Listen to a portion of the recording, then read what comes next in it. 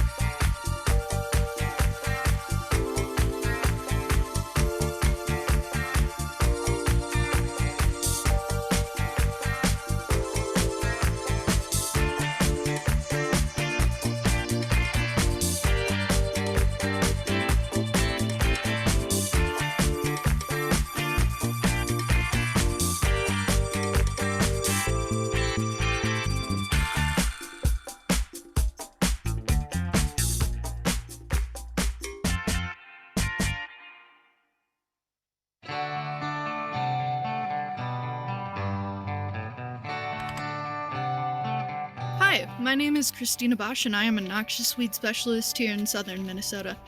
I use ISMTrack with my field crews to record management activities.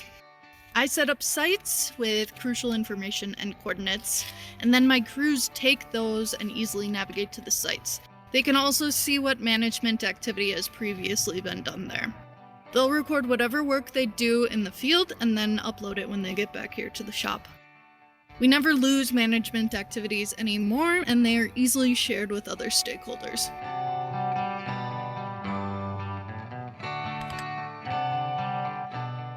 Hello, I'm Bob Dunning, the Agricultural Inspector, also known as the Weed Inspector for Stearns County, Minnesota.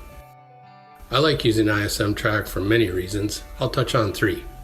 Number 1, I can record pesticide applications electronically. Number 2, those records are compliant with my state's pesticide record-keeping program. And number 3, I can view historical records to look at infestation size and density, and that helps me evaluate the effectiveness of those previous treatments.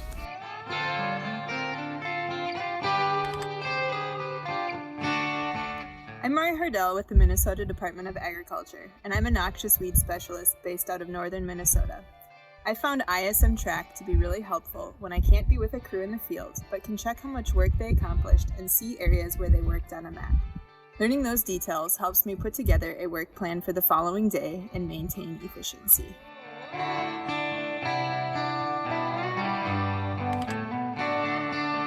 Hello, I'm Monica Chandler with the Minnesota Department of Agriculture's Noxious and Invasive Weed Program. ISMTrack's queries allow me to summarize data such as acres treated by species and within specific parameters. These data summaries are used for reporting and for funding requests.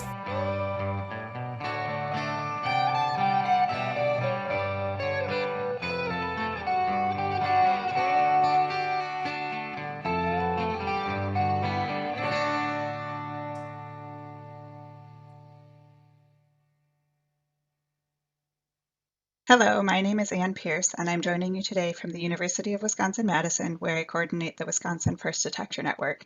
Today I'm going to talk a little bit about how we use ISMTrack in Wisconsin to support volunteers and nonprofits. Our First Detector Network trains volunteers and organizations across the state to use EDDMapS tools to map invasive plant infestations, and one such group we've worked with is Dane County Parks. And their volunteers have mapped infestations pretty extensively across the county, as shown in this map. And the park system manages over 12,000 acres of land on more than 60 properties. But what that means is that Dane County Parks is similar to many other groups in the state who work with volunteers in terms of the challenges they have with tracking volunteer management of invasive species.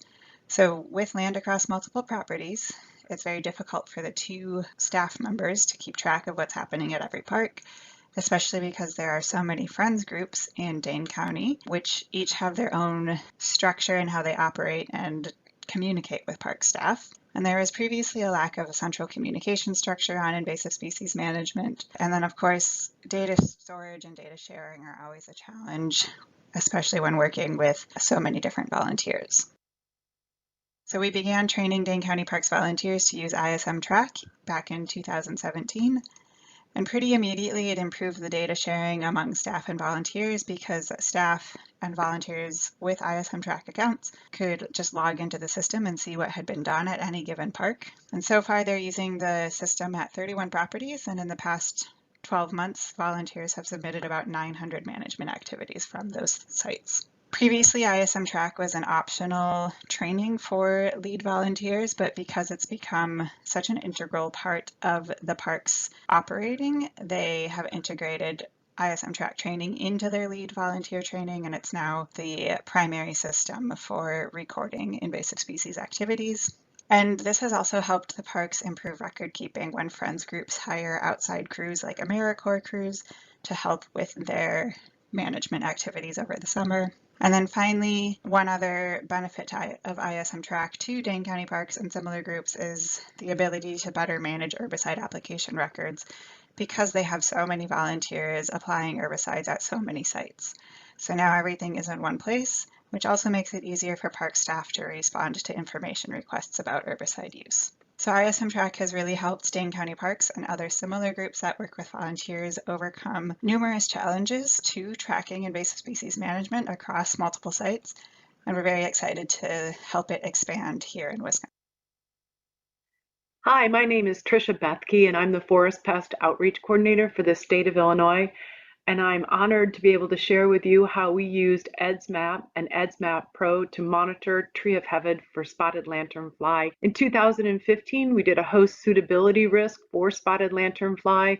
We did not have establishment, but we realized that our data was deficient. We only had 5 verified records of tree of heaven in the state of.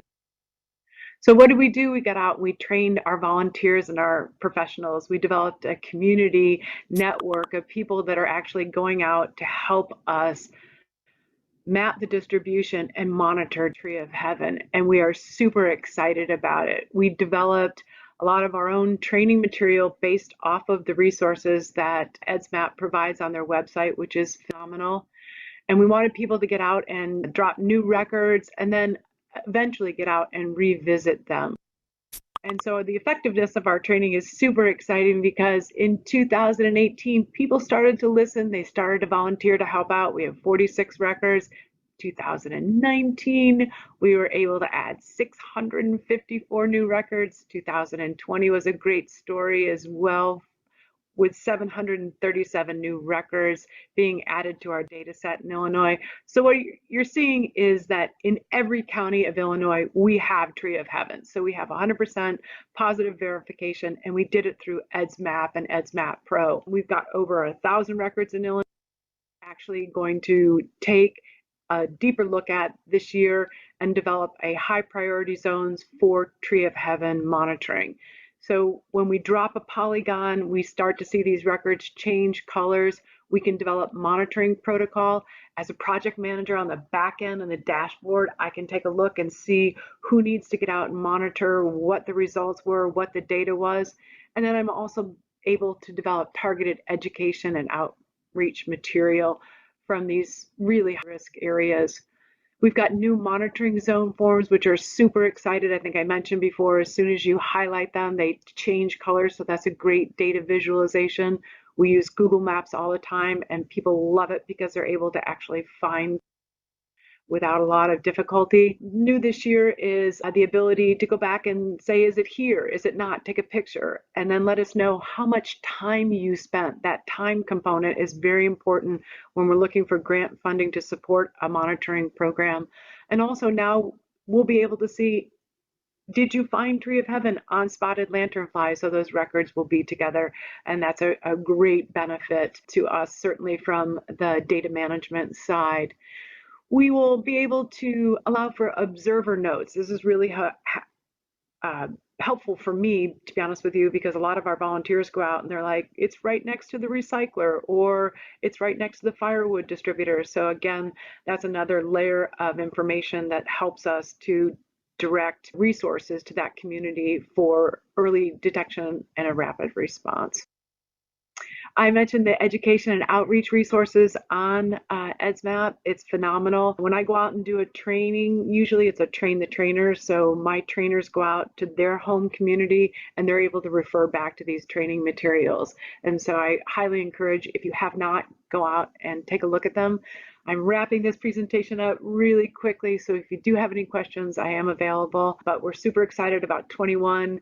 Our team is ready to go and get back out and take a look at Tree of Heaven and do some monitoring. So again, this is just another snapshot. We did develop a video for our program, but it's certainly something that we're happy to share, and it's easy to develop. So if you have any questions, please let me know. Thank you very much.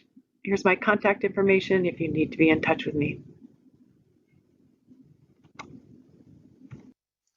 Hi, I'm Carl Bradley. I'm an extension plant pathologist with the University of Kentucky. I work on diseases of grain crops such as corn, soybean, and wheat. And I'm on the panel today because of my involvement with using the IPM PIPE to track diseases of corn and soybean. Extension plant pathologists like myself use Ag Pest Monitor to record observations of important corn and soybean diseases during the growing season. So this includes turning counties and parishes different colors based on those observations. And in turn, corn and soybean farmers, extension personnel, crop consultants, and others can find those observation maps on the corn IPM pipe and the soybean IPM pipe, which are on the web, and you can see the URLs there below. One of the primary diseases of corn that's being tracked using the corn IPM pipe is southern rust of corn caused by the fungus Puccinia polysora, and you can see some of the pustules on a corn leaf there in the background. Here's another picture of a bunch of rust pustules on a corn leaf, and as you zoom in you can see a close-up of those pustules, and in fact just one pustule could have up to 5,000 spores inside. So this is a pathogen that produces a lot of inoculum, and it has a repeating stage, and so there's a lot of spores being spread around during the growing season. This pathogen does not actually overwinter in the US. It overwinters in places like Mexico and Central America. And spores come into the US early in the season and start to infect cornfields in the south. There'll be spores that will develop from those fields, and different types of weather events can push those spores northward. And so you can kind of see in that map there on the right how this disease can start down in the south, but it starts to move northward during the growing season. Soybean rust is the primary disease of soybean that's being tracked by the soybean IPM pipe. Similar to southern rust of corn, this is also a disease that will go from the southern states, start at the southern states, and move northward during the growing season. What you're looking at here are maps of southern rust on the left and soybean rust on the right from the 2020 growing season. So these are the types of maps that farmers and others can see on the IPM pipe websites during the growing season. And you can see that all of the red colors there that are coming through, that's positive identification of either southern rust or soybean rust. And you can notice how those observations start in the southern US and then they progress up to the northern states. We find that the IPM pipe for corn and soybean serves as a pretty good early warning system especially for corn and soybean farmers in the Mid-South and Midwest, for these rust diseases that tend to move from the south to the north during the growing season. This can help them make decisions on if they may need to apply a fungicide during the growing season as they sort of watch the movement of these two diseases. Of course, this works best when participation rate is high among extension plant pathologists, and our future plans for this are to include fungicide resistance observations of some specific foliar pathogens. Thank you very much, Chuck and Joe, for giving me this opportunity to share some of our efforts to provide information to growers regarding pest penology and timing of management for a key pest and an emerging pest of pecans in the southeast. Today, I will be talking primarily about our programs on pecan gnat Casebearer and Ambrosia beetle monitoring using EDDMapS. As you can see here, there are several pests that attack different parts of a pecan tree. There are leaf feeders such as aphids and mites, nut feeders including pecan gnat Casebearer, shockworms, and pecan weevils, and lastly there are root and trunk feeders such as Ambrosia beetles and Prunus root borers.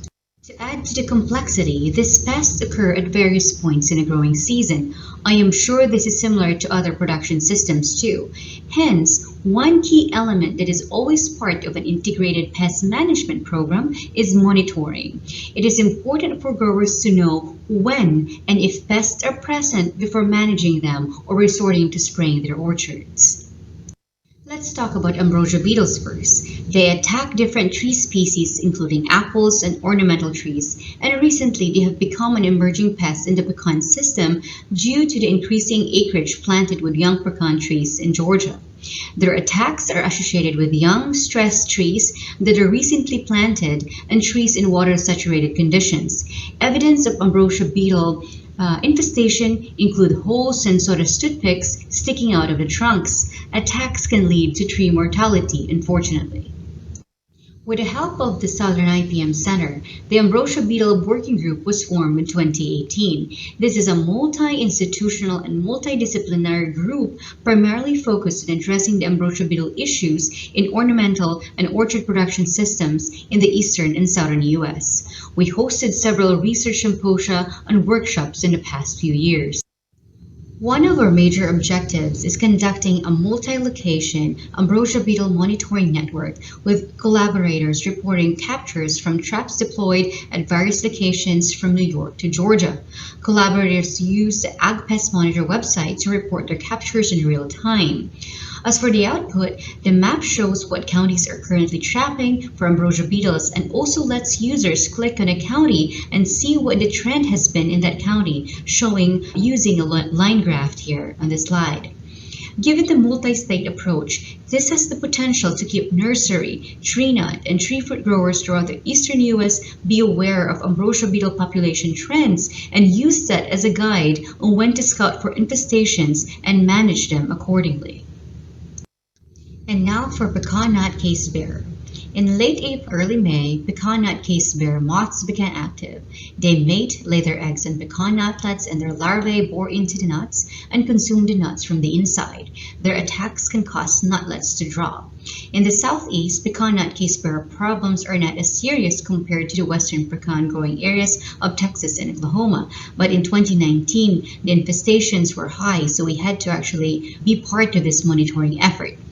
Insect growth regulators are the recommended products against this pest, and these products work best on the larvae, so timing the application before the larvae bore into the nuts is critical. The presence of larvae can be predicted by monitoring for adult emergence using pheromone beta traps. To help monitor for pecan gnat Casebearer adult emergence in Georgia, I, together with several extension agents and growers, have utilized the PNC risk map through the Pecan IPM PIPE program last spring of 2020. This program was developed by Dr. Marvin Harris together with the Pecan Entomology Multi-State Working Group. Pheromone beta traps, as you can see in the slide here, were deployed in several pecan-growing counties, and traps were checked daily. Once 2 days of consecutive moth captures, referred to as biofix, were observed, the initial date was reported online via the Ag Pest Monitor website, and a decision window was generated. The decision window is when 25 to 50% of all first-generation pecan nut Casebearer eggs are expected to be present in an orchard. That forecast is based on an accumulated growing degree days after the biofix. The decision window provides growers information for the best time to scout their orchards for nut Casebearer eggs and larvae and spray insecticides that target the larvae if need be. In closing, I would just like to discuss some notable experiences being involved in this monitoring efforts, primarily answering the question of how we made it work. First is recognizing the need to have a more collaborative effort in monitoring pests that have wide geographical impact. This allows more people to be invested in the work at hand. Second is utilizing the available resources such as the Southern IPM, Bugwood, EDDMapS infrastructures. Most of these ideas started with me chatting with Jolafors, so do not hesitate to reach out to them and see what they can offer. Third is recruiting the help of extension professionals and growers. The more the stakeholders are involved, the more they see the value of these efforts. A tip to help with this is making it easy for collaborators to participate. As an example, I had to prepare a comprehensive, easy-to-follow protocol on trapping and reporting for all collaborators. The easier it is, the more you can convince them to participate. Fourth is not being shy in reaching out to industry partners to help with materials and supplies. Oftentimes, they're willing to help out. And lastly is making sure to keep growers and stakeholders informed about this monitoring resources. For example, I talk about these resources in all my extension talks and conversations with grower groups. The more growers are aware of these resources, the broader the potential impact it would be. And with that, I'd be happy to answer any questions you may have. Thank you. Okay, thank you so much. That was another outstanding session. Great. Okay, so we do have some questions here for you. We're going to start with Bob. Hi, Bob. Can you, and you did this in your presentation, but I'm going to ask you anyway. Can you give us some more examples of how your county is using ISMTrack and any recommendations on how to help engage other counties with this program? Sure. We have lots of ISMTrack sites here in Stearns. One example, I guess the one I'm most excited about would be last fall, invasive vining milkweed named rough potato was found in my county, and it's currently not known to be anywhere else in the United States. There's also no information on management techniques. I can't find anything. So I've created all the sites. We did some work last fall, and moving forward, we're going to try some various techniques, multiple kinds on different sites, and then I'll be able to use that information on success or lack thereof moving forward to make decisions on how to proceed. I think all counties should jump aboard. The ISMTrack is awesome. Great, thank you. And for anybody else that uses ISM, I know Monica or Anne, if you have any comments on that, you're welcome to share any additional examples on how you're using ISMTrack. Sure, I can jump in with that. So we have a number of priority species targeted for eradication, and there are literally thousands of infestations. And so in order to keep track of what's been done with each specific infestation, we really need a tool like ISMTrack. So we need the original infestation reported into EDDMapS, and then we need to track what happens with each specific infestation. And if we didn't do that, I don't know how we could do large-scale eradication efforts. It's just so hard to keep track of things. It also really helps us with planning, so we can look at what work has been done and what work remains to be done, and that really helps us to figure out what we're going to try to do each field season. Okay, this question is for Tricia. Love seeing the connection between tree of heaven and spotted lanternfly. Once the species are detected, how are you coordinating management, or are those trees removed? What happens after the detection and the report, and how is that coordinated? That's a really good question. We are not actively managing Tree of Heaven based on the fact that it's just everywhere. And so that would be a larger project to overtake right now. What we wanted to do is demonstrate that we had a suitable host risk in Illinois. So we had no data records, we had no information. And from a funding standpoint, you look at Illinois and go, you know what? It doesn't seem like it's a big problem. And we were like, no, it is a big problem. People have asked, there are groups that have asked about the management of Tree of Heaven. And if we do go back and we are monitoring this year and in subsequent years, if it has been removed or eradicated, then we will update that data set. But right now, we do not have any plans for removal of Tree of Heaven based on the volume. Okay, awesome. So you were using them as a risk assessment and communication tool, to say, hey, we have the host and it's everywhere. Yeah, and to be honest with you, we've been talking about spotted lanternfly for 5 years. And after a while, people just become numb to it. They're like, oh, it's out east, okay.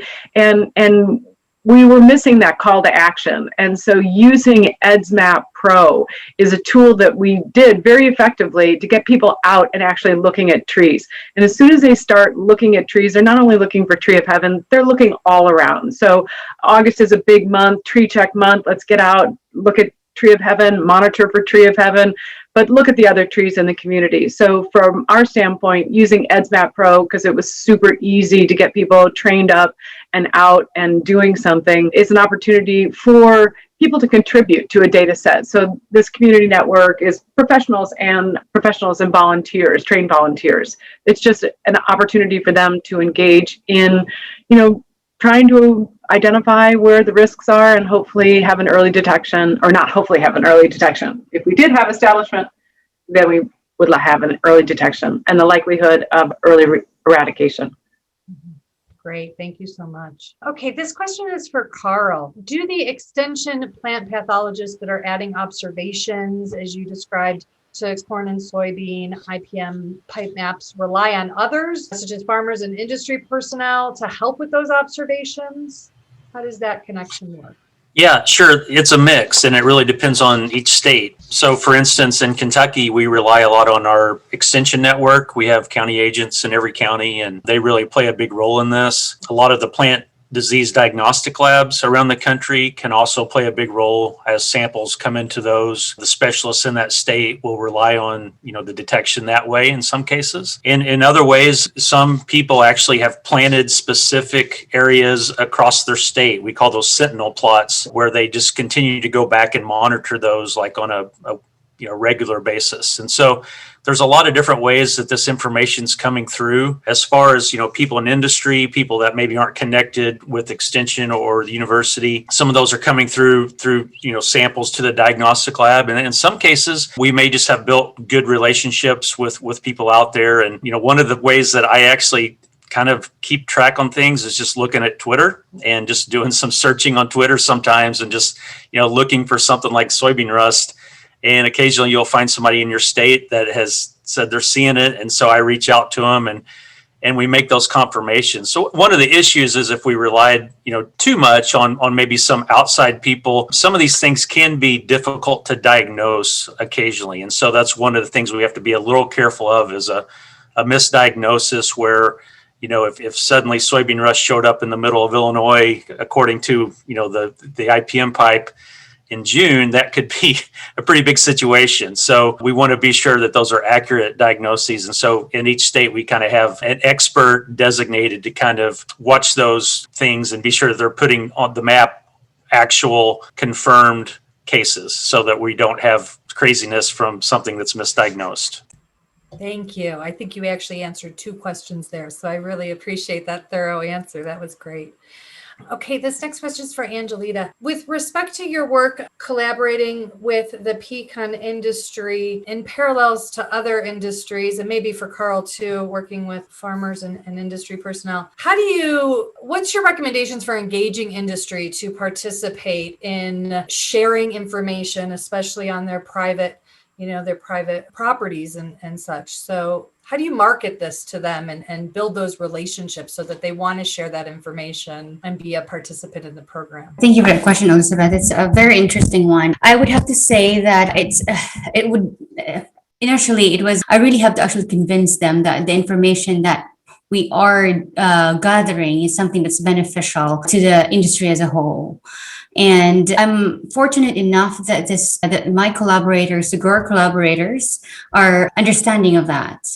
And like I said earlier in my presentation, in making them a part of the process, and also giving them the benefit, especially with the PNC, because they really want to know, say for example, when they can actually manage that pest. And although they have been trapping before, some of them have been trapping before, and it is a matter of them, it's like, hey, would you mind sharing that and being able to, for other growers to have access to that? And all the ones I've asked have said yes. So yeah. So yeah. So I guess they see the benefit of that. Yeah. That's great. Yeah, because they're not only, but they're getting to see as well to help them manage their farms and ranches better. And then helping out their, other growers in that particular county.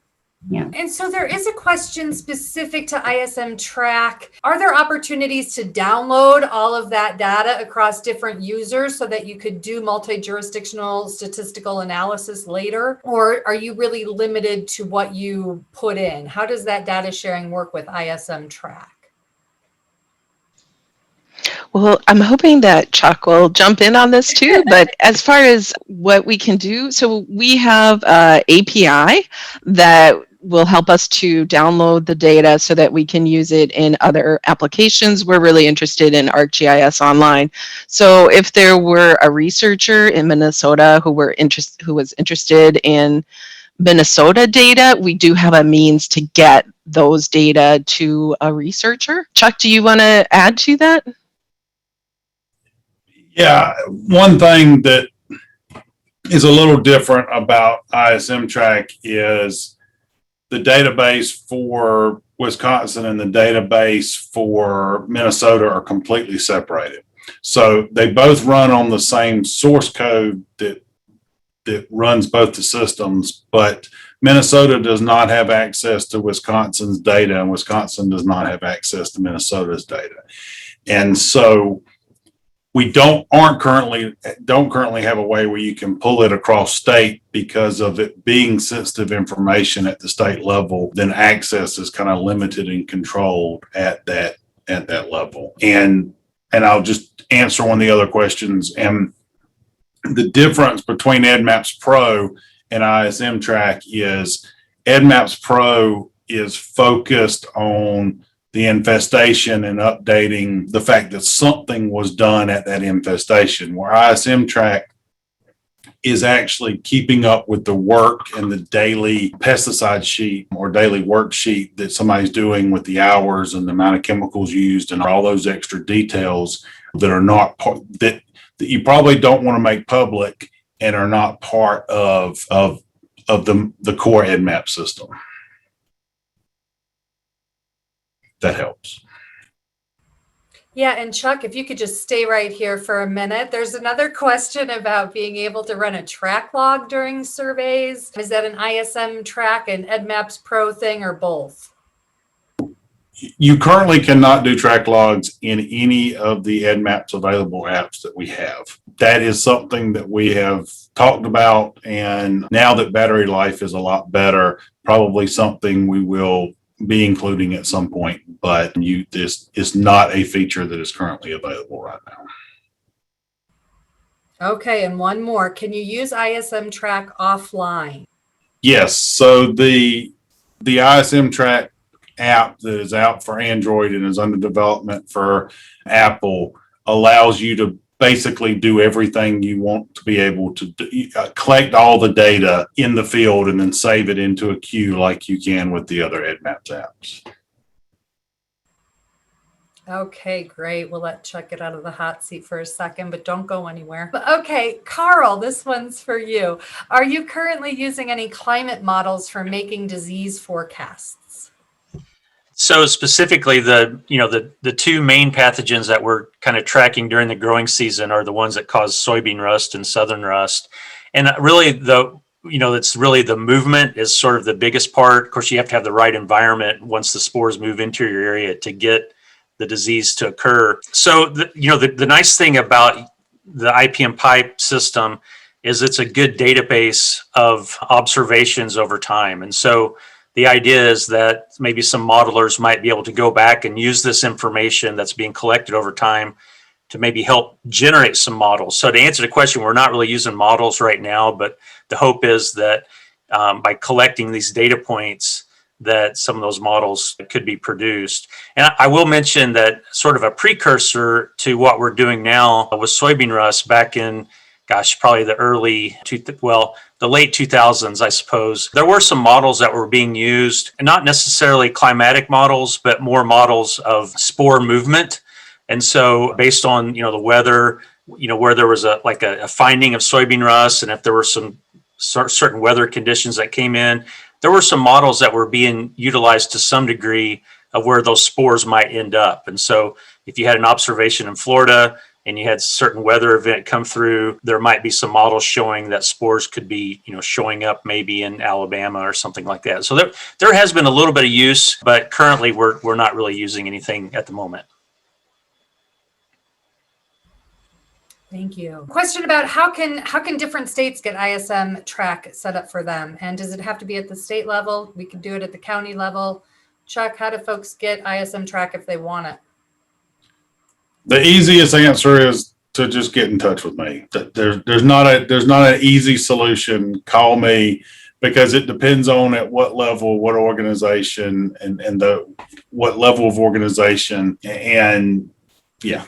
And there will likely be a fee to use ISMTrack, just because of, if nothing else, the technical support that will go along with it. All righty. So this is a question maybe for Monica. You talked about eradication efforts and statewide control efforts and how this helps you track across jurisdictions. Do you have the opportunity to be able to see, or maybe even the folks out in the field doing the treatments, to be able to look at, who else is trying to control the same thing I am? And let's say my control project isn't going so well and I'm not getting a good kill on my weeds, and I want to see who else is doing it and what are they using and are they being successful? Can you do that kind of looking within ISMTrack within your own state and your own jurisdiction at the statewide level? Yeah, thank you. So we can look at efficacy, which is something that obviously we'd all be really interested in. Was this treatment successful? And then we can look at things like, well, what products were used and what was the application method, and what was the timing on this. So for things like knotweeds, that's been really important to get that treatment timing down, so that the treatment is done in the late summer or early fall. And so we learned that we were quite effective when we timed everything correctly. So certainly getting at that information is really important, and I hope that we can continue to learn and improve as we collect these data. And then kind of a follow-up to that question, economics. So when you're compiling these treatment efforts, is that information and the cost of treatment versus the economic impact of infestation? Are you using that to, inform decision making and to try to, obviously more effectively use your resources? And this could be for anybody, but, are you using that information to say, hey, look, we were able to be successful with X amount of money doing these treatments across jurisdictions. If we didn't do that, it would cost us X number of dollars, prevention works and rapid response works. And, are you able to make those connections with your decision makers? That is certainly a direction that we want to head in. And so there are fields for tracking costs of treatments. And so that is one component. I've always been personally really afraid that a legislator will one day say, so how much are we really spending on invasive plant control in Minnesota? Like that, I'm sure we would come up with an answer to that question, but it would be awfully difficult. So we would like to head down that road of really keeping track of how much money is being spent, how effective are treatments, what kind of progress are we making, what do we need for future funding. We aren't there yet. We don't have a big data set of costs at this time.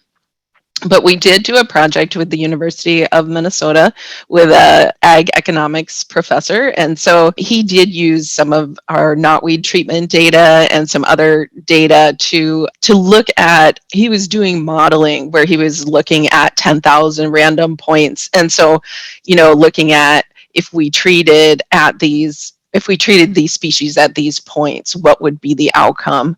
And we certainly learned that when we focused on the highest priority infestations, we were definitely getting the biggest bang for our buck. So that was it was a model, but certainly the data that we're collecting is feeding into these models and will improve as we get more data. And I'll just jump in and add a little bit from the perspective of our users like Dane County Parks. They're not necessarily interested in tracking actual costs of management, but having ISMTrack really allows them to quantify the volunteer efforts in particular. And so that's really, really valuable information for the county park staff to bring to the county board when it's budget time and they're trying to get more money to support the park system and invasive species management within the parks. Yeah, I was wondering about that too, about tracking volunteer time. So let's talk just for a quick minute about volunteers, and even Bob with county employees, and Tricia, you talked about volunteers too, going out and doing this mapping. How has EDDMapS helped you to more efficiently, onboard your volunteers and your seasonal staff and your temporary employees and be able to bring them in kind of with some base information and some standard training? Tell us a little bit about how you use it to onboard volunteers and staff. Well, I can jump in. When I do trainings, to be honest with you, I'm responsible for these forest pests. And when I do trainings, people want to leave with something. And last year was super challenging. We all know that was really challenging.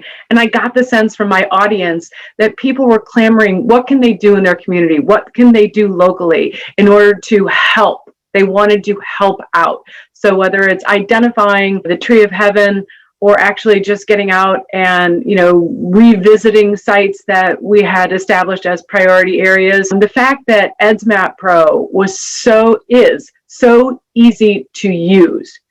All you do is, we get out there and it is about a 10 or 15 minute presentation. And they're like kids. They're like, oh my gosh, I'm dropping a polygon. Who knew?